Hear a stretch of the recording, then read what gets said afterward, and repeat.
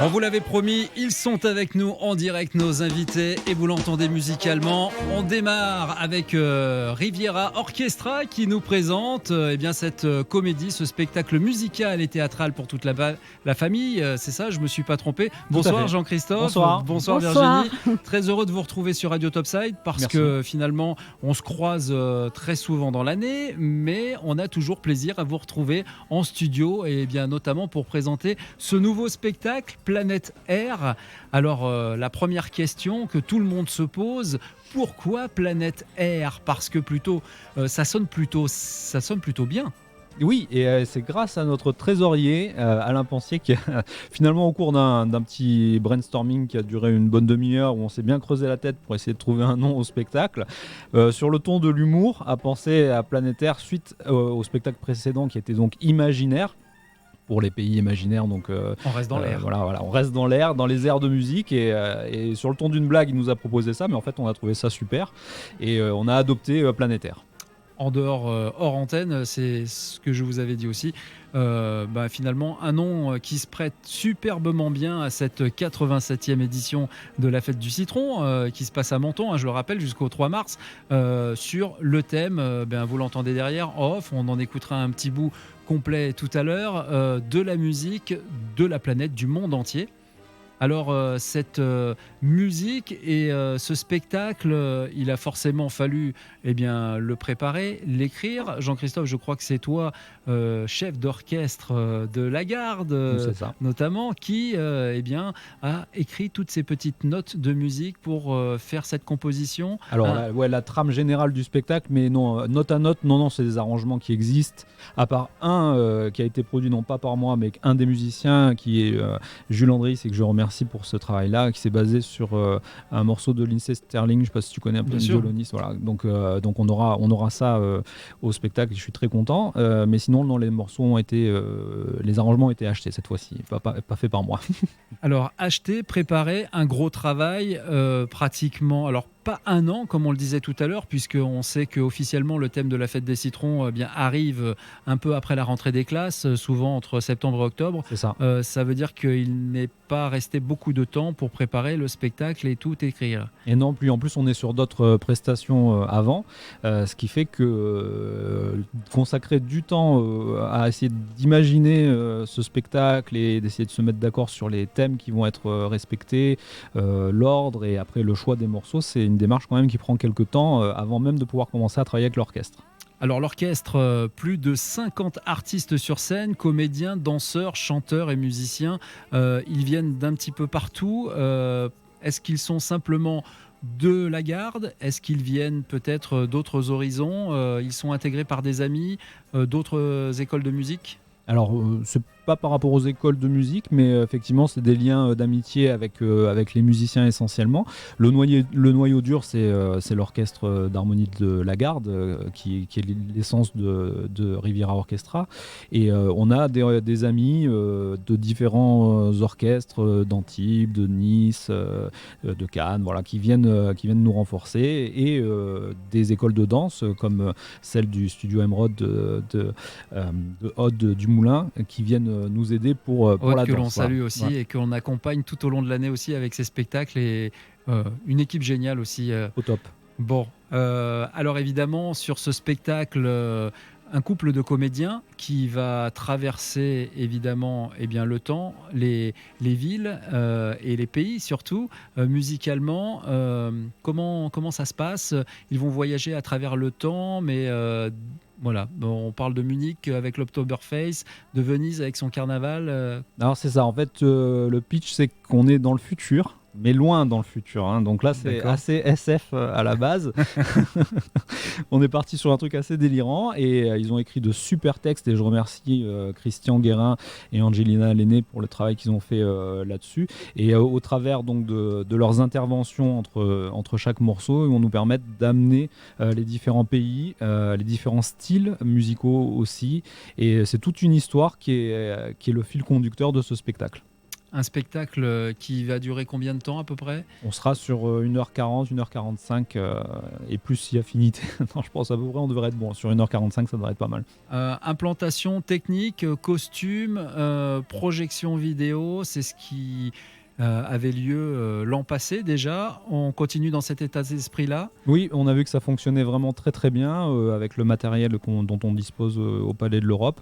Les fonds d'écran donc, ont été sélectionnés par Mathieu Mas, que je remercie pour son travail. Et que l'on salue.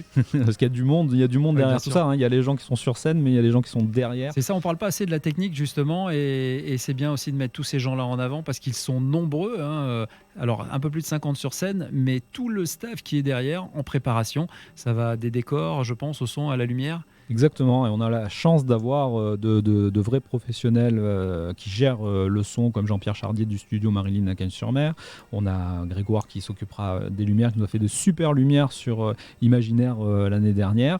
Donc on garde les mêmes et on recommence quand ça marche bien.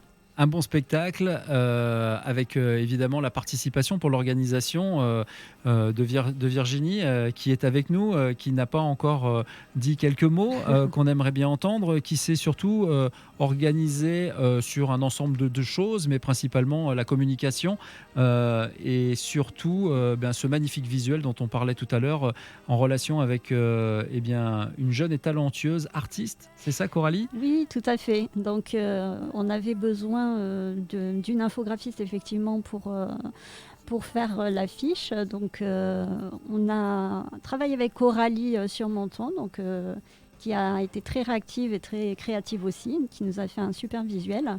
Et donc, on a travaillé en collaboration pour l'affiche, la banderole aussi que vous voyez au Palais de l'Europe, qui est affichée, installée depuis quelques jours maintenant, au-dessus de l'entrée du Palais. Les flyers et les programmes, puisque les programmes que vous allez avoir dans la salle vont présenter aussi les artistes, leur biographie, l'ensemble des personnes qui ont été présents sur le spectacle, qui seront présents sur le spectacle.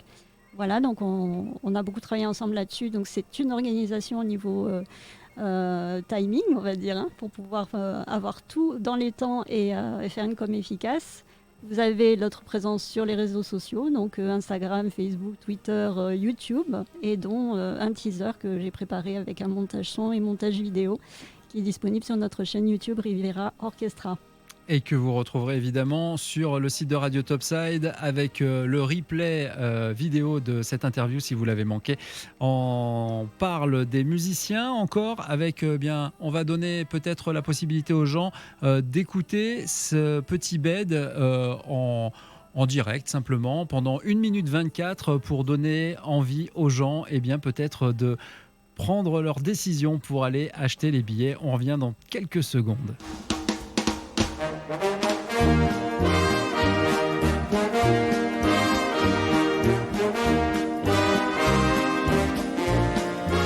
Tall and tan and young and lovely, the girl from Ipanema goes a-walking, and when she passes, each one she passes goes,